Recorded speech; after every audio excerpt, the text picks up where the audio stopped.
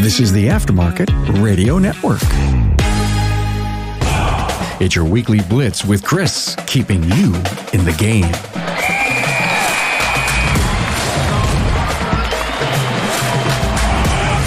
Hey, everybody. I hope your day's starting out well and you're ready to make it yours. I know I am.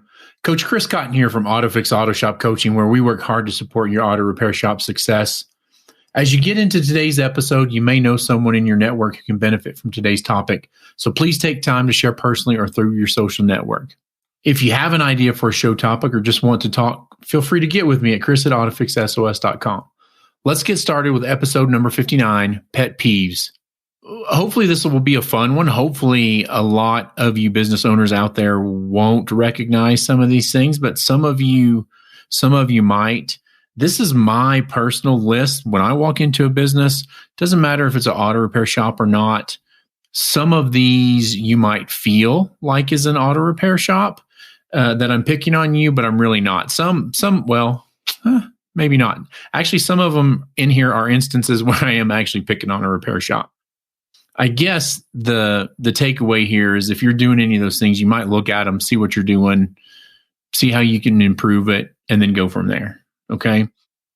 How I'm organizing this in the beginning is from just walking in from the outside of the business, what I look for.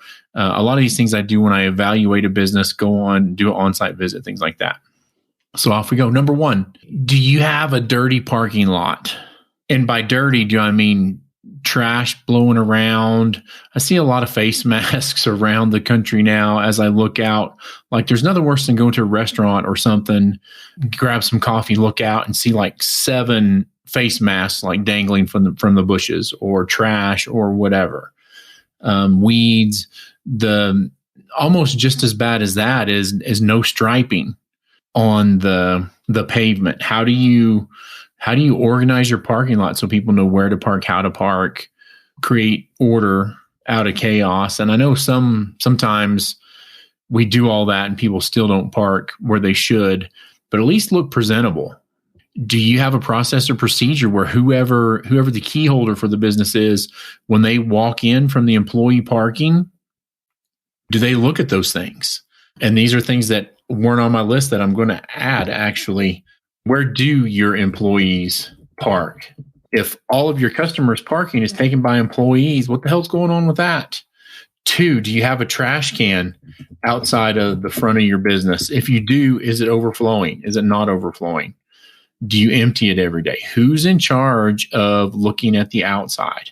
While you're out there, is all your lighting and signage working and in proper order? Do you drive by your business at night? And when the sign's lit up, does it have all of the wording correct? If you have a neon sign, does half of it work, half of it doesn't work? Nothing worse than having a really nice building and like the signage doesn't work. It drives me nuts, actually. Number 3, does the building need to be painted? Does it need to be updated? Put those people outside. Do you have a dirty parking lot? And by dirty, do I mean trash blowing around? I see a lot of face masks around the country now as I look out. Like there's nothing worse than going to a restaurant or something, grab some coffee, look out and see like 7 face masks like dangling from the bushes, or trash or whatever. Weeds. The almost just as bad as that is no striping on the pavement. How do you organize your parking lot so people know where to park, how to park, create order out of chaos? And I know sometimes we do all that and people still don't park where they should, but at least look presentable. Do you have a process or procedure where whoever the key holder for the business is, when they walk in from the employee parking, do they look at those things? And these are things that weren't on my list that I'm going to add actually. Where do your employees park? If all of your customers' parking is taken by employees, what the hell's going on with that? 2, do you have a trash can outside of the front of your business? If you do, is it overflowing? Is it not overflowing? Do you empty it every day? Who's in charge of looking at the outside? Do you have signage for after hours drop off? How to do that? Where to secure the keys? Where to park the cars? Do you have security cameras in the parking lot? Do they actually look at something, or are they just for show? When you walk up to the building, are the windows washed, the door clean, no handprints? I swear this is one of the side effects of COVID, and it's pretty much been everywhere. And the other day, Kimberly and I were driving down the street, and I go look, and she goes, right, I see that. And it was a lady. She was outside before hours with a bucket washing the windows in the front of the shop. I don't know how often she does it, but the fact that she did it once is enough for me to be like, okay, that's a place I want to go do business at. I hate handprints on the doors, especially glass doors, the windows. If you can't do it every day, do it at least once a week. And if you're so busy and you're making so much money that you can't do it, then hire somebody to do it. Window washers are fairly cheap. If you can have them come by and do it once a week, that would be awesome. We always kept, in my shop, we kept our door and the front little area done. And then we had a guy that came by once a week that washed the rest of the windows. And the main reason is because it was started out as a Goodyear dealership, and we had a lot of glass in that place. And it's just, one person could spend 3 hours a day cleaning that. If nothing else, at least the door. Like when you walk up and look at the door, get the handprints off that thing. While we're talking about the door, is the information on the door correct? Are your operating hours correct? Are they the same as the Google My Business information? I was teaching a group of shop owners in Seattle a couple years ago, and I wanted to wait until I got there the day before to get a haircut, make myself look good for class and all the shop owners, and got there, got out of the airport, got to my hotel, got checked in, looked, and there was a haircut place that was open, mile away. So it's a good 15, 20-minute walk. I wanted to get some fresh air and get out. I walked all the way up there, got there, and the business was closed. And I looked at the Google My Business page, and the Google My Business page showed their hours. I looked at the door. It was correct with the door, but nobody was there. And so I got on there and wrote a review. I took a picture of myself in front of the door, put it on the Google My Business page, and was like, hey, I would have loved to do business with you guys. If you're not going to be there, please make the information correct. You never know who's going to go out of their way to do business with you. And then the business owner decided to argue with me on Google My Business. And I was like, that's another not good way to put that information out there. AutoLeap is a cloud-based all-in-one auto repair software that helps to keep complete track of your business, from scheduling appointments to managing technicians to generating invoices. Supercharge your growth with AutoLeap. Customers that fully adopt AutoLeap see the following benefits in their first year: 30% revenue growth, with top customers seeing over 100% growth, 75% decrease in no-shows, allowing you to service more customers, 3 times increase in positive Google reviews, leading to stronger online presence, 50% time saved on administrative tasks, driving increase in operational efficiency. Do it all with AutoLeap. Key features and functions include estimates, invoices, scheduling, Google reviews, inspections, communication, QuickBooks, reporting. Get in touch with AutoLeap to see how you can transform your auto repair shop. For a limited time, if you schedule a demo, sign up with AutoLeap and they will waive the $250 implementation fee. Number 6, contact us. For those of you that don't know, Kimberly and I we're staying in Durango, Colorado for a while now, and I needed a repair shop. I'm picking on auto repair shop owners for a little bit. And I'm picky as a former shop owner and somebody in the industry, but I also spend a ton of money on preventative maintenance. I am the client you want. I don't ask for discounts. I pay whatever it's worth to you. I try to schedule everything, and I do my mileage-based recommendations when I need to. Air filters, cabin filters, you name it, I do it. And knock on wood, we have great luck and great service out of our vehicles because we take care of them. I found a place I wanted to do business with here. I researched online. I got on their contact us page, sent them an email, kind of explained who I was, included a copy of my website, and said, hey, I need to get my 4Runner in. We use the 5W30 liquid moly, and we use the BG products. It's going to be another 500 miles or so. I want to know if you carry that and what your process is for making appointments, etc. No reply back.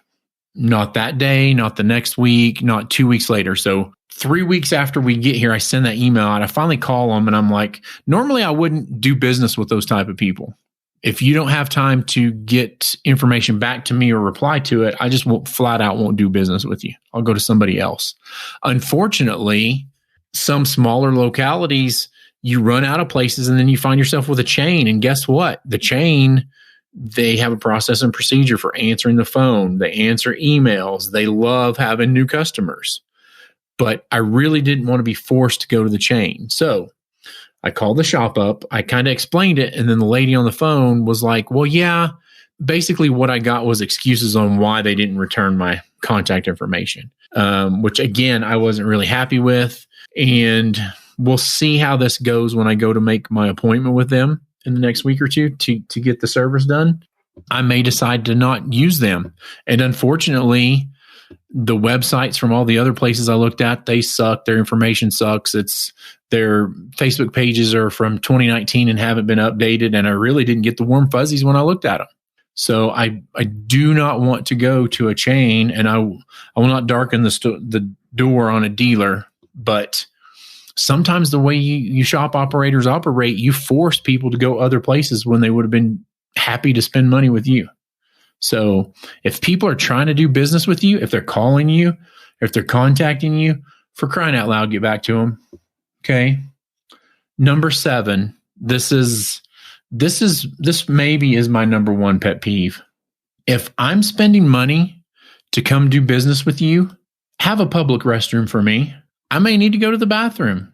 And if I'm in there or my wife's in there and I say, hey, do you have a restroom? And you're like, no, we don't have a public restroom. I'm done shopping because I got to go to the bathroom now. I will leave your business and not spend a penny and never come back. Especially, so here's another one. I'm picking on Durango a little bit. Most of the public businesses in town that are not restaurants, they have signs in their business that says, we do not have a public restroom, period, end of story. And we're going to talk about signs here in a minute. If you can't have a restroom for me, then I can't give you my money, period, end of story. And most of the people here in Durango, they point everybody to the Chamber of Commerce, the Chamber of Commerce, the visitor center. But there's been times where I need to go to the bathroom, walk 4 blocks to the visitor center, and it's closed. So please, if you're dealing with the public, have a public restroom for them. When we had our shop, we were right in a downtown area and there was no public restroom for the people downtown. And people would come in and use our restroom all the time. Sure, fine, go to the bathroom. If you need to go, go. There was I'm going to call them out. There's a H&R Block that was 60 yards from the front of our shop. So people would physically be in there doing their taxes and need to go to the bathroom, and H&R Block would send them to us for them to use the bathroom. Are you freaking kidding me? Seriously. How about some customer service, for crying out loud? Number 8, stand up when people come into the business. If you have a repair shop and you have these low-lying desks where people are sitting down all day long, one, I hate that. 2, I would make a stand-up counter to where you at least maybe have like a little round bar stool where you got to hang a cheek off of it. But I don't want anybody sitting down. You can stand up, you can rest a little bit, but it's the minute somebody comes in that door, you need to be up, smiling, shaking hands, doing what you need to do. For crying out loud, look up and acknowledge people when they come in. Okay, same thing. Number 9, telephone on hold. A lot of times we get busy. All types of people get busy. And what happens is we rush to answer the phone, take a second, take a deep breath, smile, and then answer the phone. That 3 extra seconds isn't going to kill you, but it's going to make all the difference in the world to the other person on the other side. The other thing is if you sit there and say, hey, thanks for calling Chris's Auto Repair. Can you please hold? And then hit the hold button and then the person hears click, at least wait for an answer. Say, is it okay if I put you on a brief hold? And once they say yes, because most people are going to say yes, then put them on hold and then do your best to get back to them as fast as you can. Or the other thing is if you're so busy you can't stop and do it properly, let the machine get it and then call the people back. Like if you're going to do, I hate to be this mad, shop owners spend a lot of money making the phone ring. And as shop owners and employees, we screw it up a lot of the time. And so if you can't do it right and slow down and do it right, let the machine answer it and then get back to them. Like you have to be in the right headspace. And remember, the goal of getting that phone to ring is to set the appointment and get the person in. Okay. Number 10, a waiting area that's nice and neat. The Wi-Fi code is correct and noticeable. I've gone to some places, they have a slip of paper with the Wi-Fi code on it. I mean, do you think people are going to steal the secret sauce? Do we need to make it that hard for people to get the Wi-Fi code? For crying out loud, put it in a nice frame, put it up. You'll notice people won't ask you for it. They'll already have it and have it there. I'm not big on waiting areas, but if you're going to have one, make it nice and neat. Not so much on magazines anymore. If you've got like 50 magazines that are expired in your waiting area, I would toss them all out. Get rid of your magazine subscriptions. Most people aren't looking at magazines anymore. Number 11, no nasty signs in your business. And I wish I had a good example for this, but if you're harping on something for that one customer out of 100 that comes in and doesn't do it the way you want it to, let's remove those signs and let's have no signage and cater to the 99 people that are great. Along that same line, I'm sick of looking at the short staff signs. I don't care that you're short staffed. What's your solution for that? Like I can pretty much tell if you're short staffed or not. And it's amazing to see restaurants and businesses that you walk into and they've got people standing around. They've got so many people there. What is that person doing or what is that business doing different than what you're doing? Okay. No nasty signs, no short staff sign. Just stop all that stuff. Stop with the signage. I kind of already said this. Smile and be nice. People, for whatever it is, people are in a mental health crisis like they've never had before, never been before. People are upset. People are doing, whatever's going on. Smile and be nice. You don't know how it's going to affect that person's day. You can make somebody's day just by smiling and being nice. It makes all the difference in the world. Finally, this goes back to auto repair a little bit. Have a business, have a shop environment that if you're a male, have an environment that your daughter, wife, mother-in-law would go into and feel comfortable. I still run across from some businesses that make me cringe when I go into them.